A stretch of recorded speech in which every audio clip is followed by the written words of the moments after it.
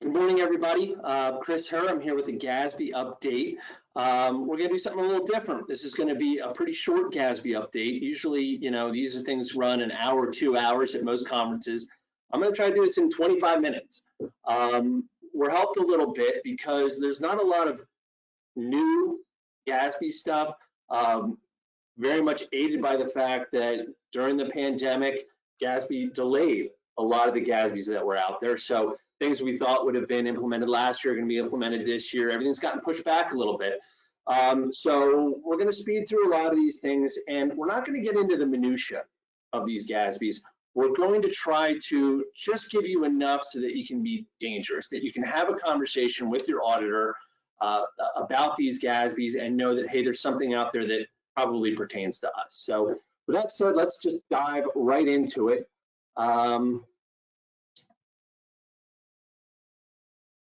So an overview, what we're going to kind of be hitting on, what's the GASB been up to, what's impacting you now, what do you need to be worrying about today, and then what's going to be impacting you in the future down the road. So what's the GASB been up to? The biggest thing that's happened probably in the last 12 months was delays. Due to the pandemic, several GASB implementation dates were pushed back. This was done via GASB 95, and this was done in May 2020. So the GASB actually did have the foresight pretty soon after the pandemic was sort of official and in March.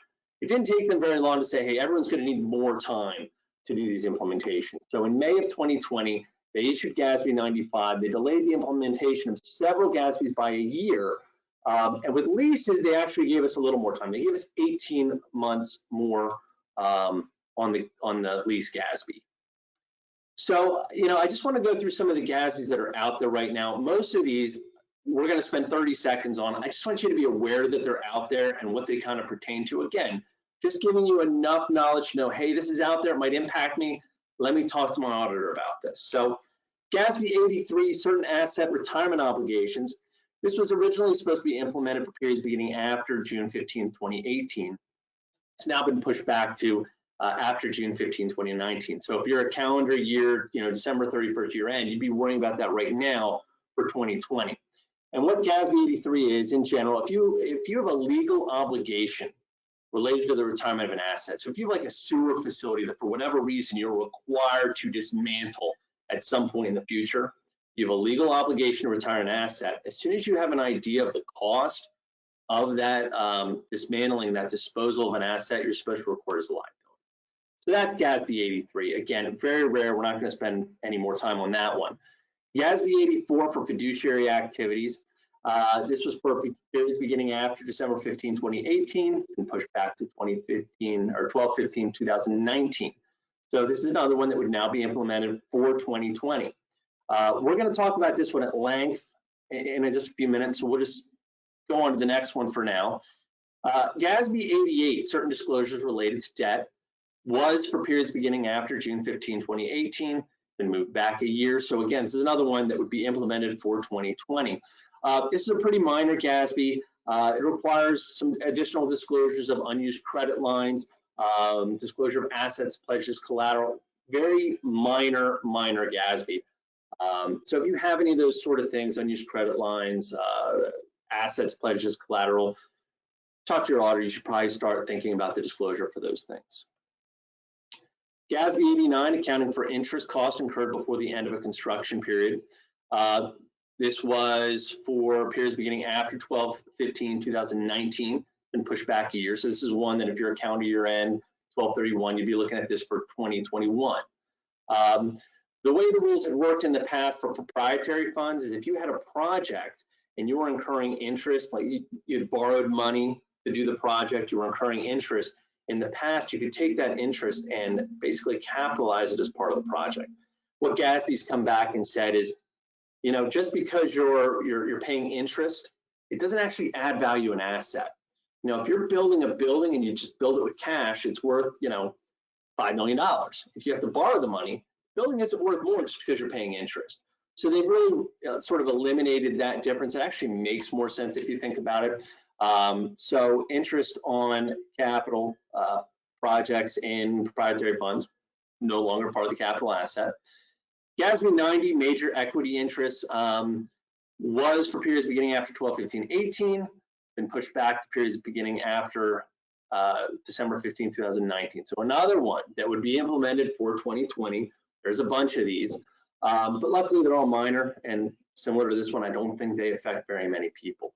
GASB 90 basically says that if a government owns a majority of the equity interest in a legally separate organization through purchasing voting stock or acquiring interest in a partnership, that they're required to report as an investment or a component unit, depending on the specifics of the arrangement. So if you have one of these things, which I do think is pretty rare, again, make sure you're talking to your auditor about it.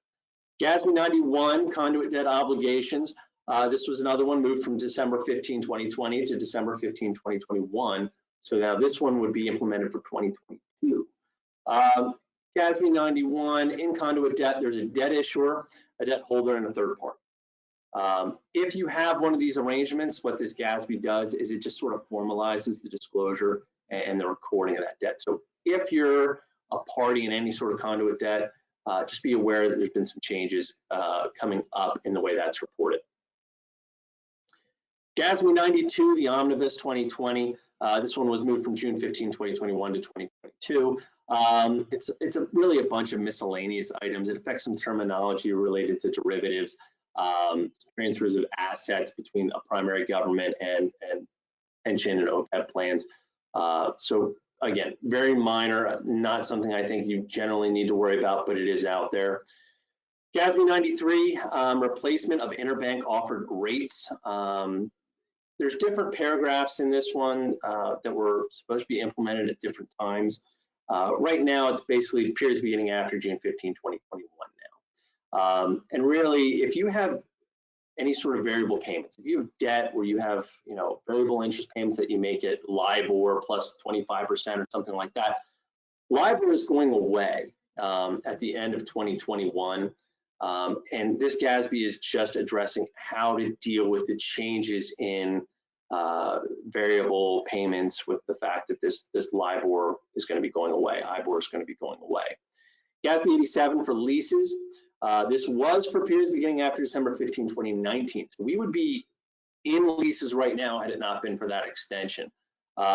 This was pushed back 18 months. So now this is for periods beginning after June 15, 2021. We're going to be talking about leases at length here in a few minutes as well.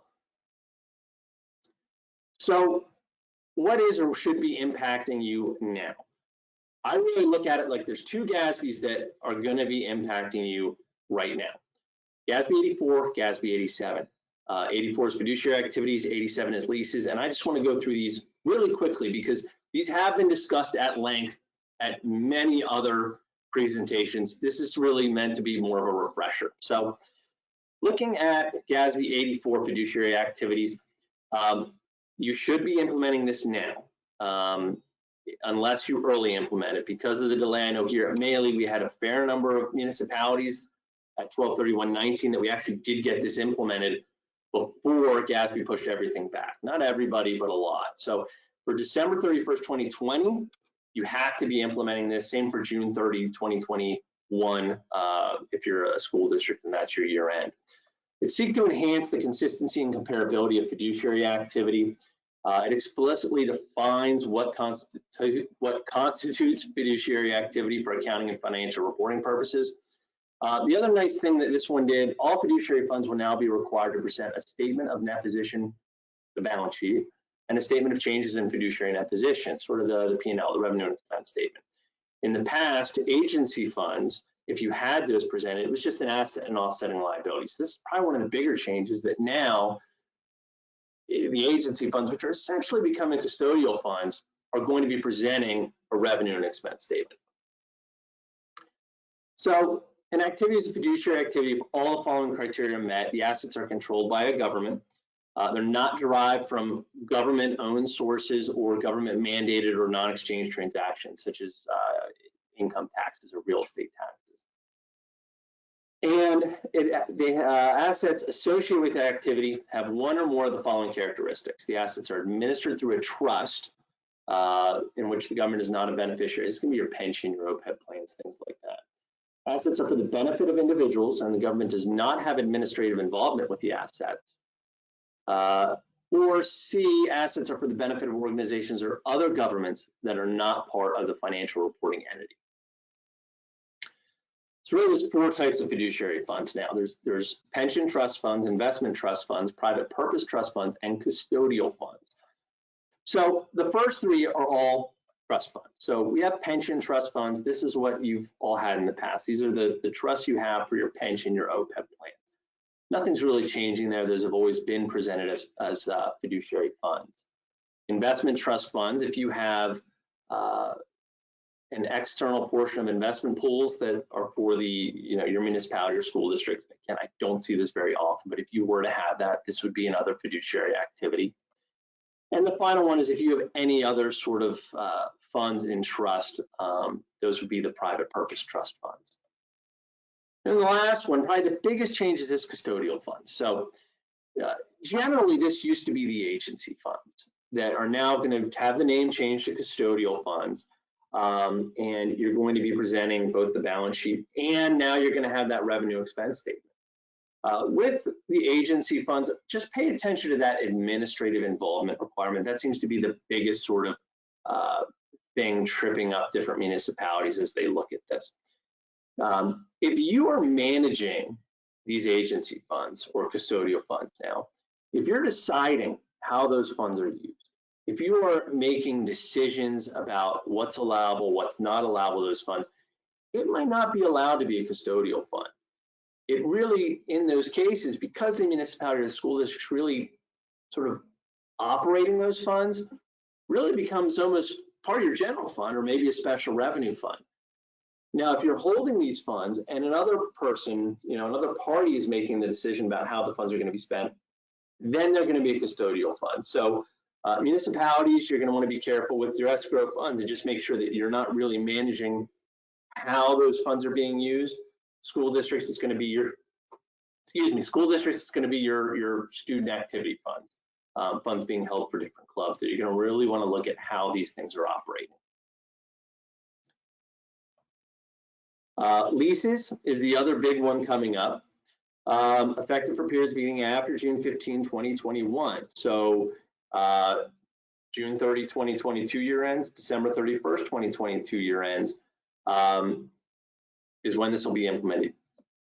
You need to be thinking about this now. You need to be making sure you know what your leases are, how many leases you have, and you're tracking them and have all that documentation together.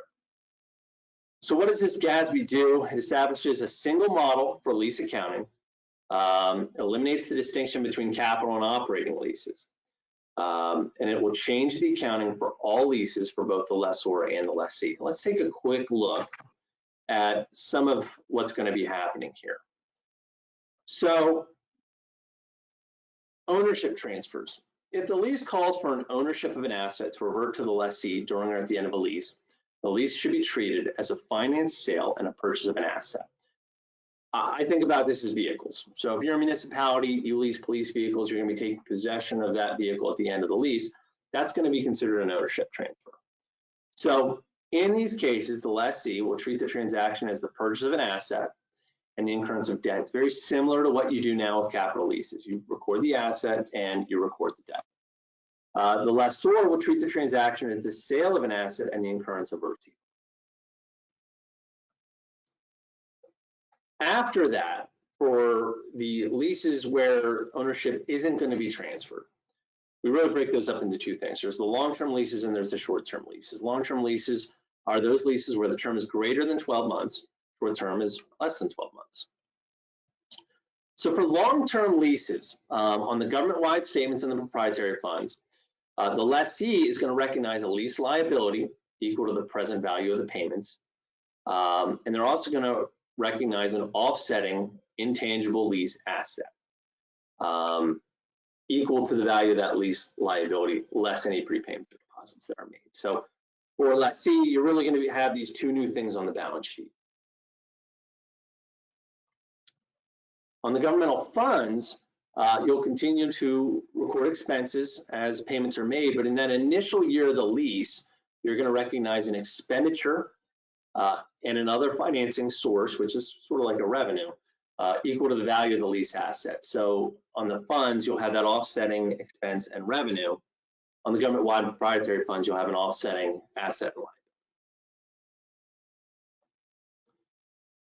liability. The lessor, they're going to recognize a lease receivable and a deferred inflow of resources, which is sort of like a liability. So we'll have a receivable and an offsetting liability.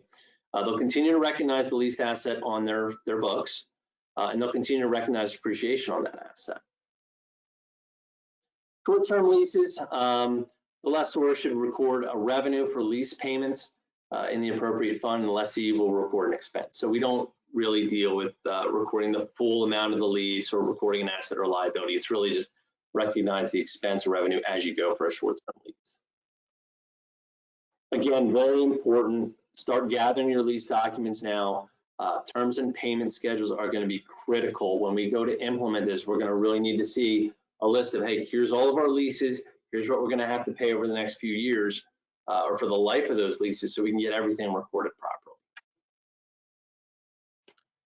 So what's going to impact you in the future? Really, there's two big projects the GASB is working on are really starting to take shape. Compensated absences in the financial reporting model. And I just want everyone to be aware generally of what they are so that you have an idea of the bigger things coming down the road from GASB. So the GASB continues to work on new pronouncements. One of the ones coming up, current compensated absences. This is in an exposure draft, so this is getting pretty close to getting issued. Proposed statement would be effective for periods beginning after December 15th, 2022. So we'd be looking at this for 2023 year ends.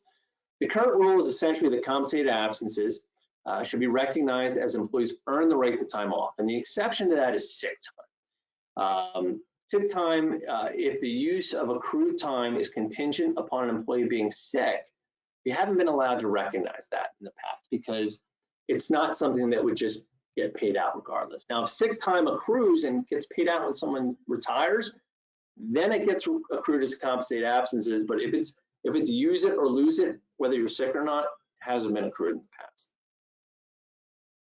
So the future rule under this GASB is going to be that compensated absences are recognized if the absence accumulates.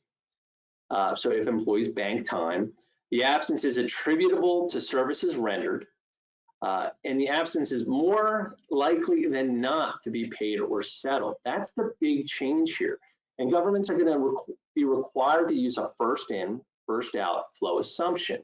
So really the big change here is looking at that bank time of your employees and determining, are they going to use it or not? So even sick time now, you know, even if it's use it or lose it, if you have an employee who's got 40 hours of banked sick time, you know, you got to really look at, is there a chance, is it more likely than not that that employee is going to use those 40 hours during their continued employment with us? And if they are, you're going to record that as part of your compensated absences. So big change there in evaluating the compensated absences. And that's really all that's going into the compensated absence. The other one is the financial reporting model. This is also an exposure draft. We're getting close on this one to seeing it officially issued. Right now, the implementation date is going to be based on your total annual revenues in the first year beginning after June 15th, 2022. So if you have more than $75 million in total revenue, you're going to implement this for fiscal years beginning after June 15th, 2024. If it's less than 75 million, it's going to be for fiscal years beginning after June 15th, 2025. Many changes are coming. I just want to hit on 2 or 3 of the biggest ones here. So the financial reporting model, MD&A. So they're going to be eliminating all the boilerplate discussion that's in there. So they really don't want things that are general. They want things that are pretty specific to your entity. The exception is going to be, there's still going to be an introduction that sort of talks about maybe the different pieces of the financial statement. But after that, they're going to get into a financial summary. There's going to be condensed financial information comparing current year to prior year on the government-wide financial basis. Kind of already have that, not a huge change there. Detailed analysis. They're going to be looking for analysis of financial position and results for the year on the government-wide basis. They also want to see more analysis in there of what's happened with major funds and aggregate remaining funds, the total of non-major funds. So that might be a little bit of an expansion for a lot of municipalities out there, analyzing what happened during the year. Significant capital assets and long-term debt activity. What were the big changes? Was there major new capital purchases? Was there new incurrence of debt? They're going to want explanations on all of that. And also currently known facts, decisions, or conditions. This is the last area they're going to MD&A to cover. So some of the things they mention in the GASB: trends in economic and demographic data, information about next year's budget, information about significant government action taken subsequent to year end. All those sort of things they're going to want to have in the MD&A now.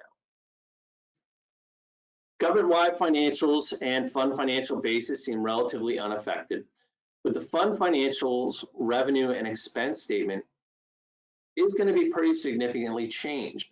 The big thing is they now want to distinguish between current and long-term activities. So what is that going to look like?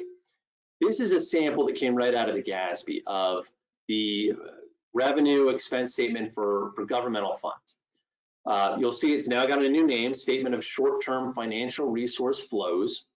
The first section there used to be revenues. That's now called the inflows of resources from current activities. So these are all sort of the revenues that are current and pertaining solely to this period.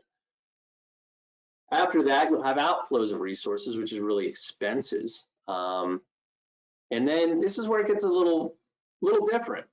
We used to have, after revenues and expenses, we would have our non-operating revenues and expenses, but that's gone now. And now there's this new section, net flows from non-current activities. So really anything that pertains to sort of non-current assets and liabilities would go in this section. So anything related to debt, anything related to capital assets would go here. So in this section now is debt service. That used to be up under expenses. Now that moves down to this non-current activities section. Capital outlays is another one down there. You know, if you're, most municipalities, you purchase a police car, that used to be up in your public safety or your police expense line. All those capital assets are now going to have to be broken out separately and put in this section. And really the one drawback there is, you know, I do a lot of audits where capital assets is usually the last thing sort of pulled together in order to finish the audit, because it never really affected the fund financials anymore, or before. Now it's going to. So those capital assets are going to be more important than ever, because we're now going to need those to complete the fund financial statements and break out these capital outlays separately. Transfers in, transfers out will also go under non-current activities if they're related to sort of more long-term items. Any unusual or infrequent items will go after that, and then you have your change in fund balance after that. So that's probably one of the biggest changes I saw in the statement itself. Financial reporting, budget versus actual reports, they now must be required supplementary information. There used to be an option that you could have them up right behind the, you know, your fund financials. They're now required to be RSI. They must now show a variance between original and final budget. And analysis of significant variations must be analyzed in notes to the RSI. So what's this going to look like? This was another example right out of the GASB. So this was just the section for revenue. So we have our budgeted amounts, original, final, and then we have a new column, which is our variance between the original and final budget. And in the notes, we're going to be required to explain any significant variations there. Then we're going to have our actual amounts, and then we're going to have another column for variance between the final budget and the actual. And again, any significant variations there, we're going to have to explain in the notes. So again, kind of similar to the MD&A, the new financial reporting model is going to require expanded explanation of certain activities. And that's really the big things that you need to be thinking about now in the future. So thank you very much. And if you have any questions, please feel free to reach out and contact me at any time.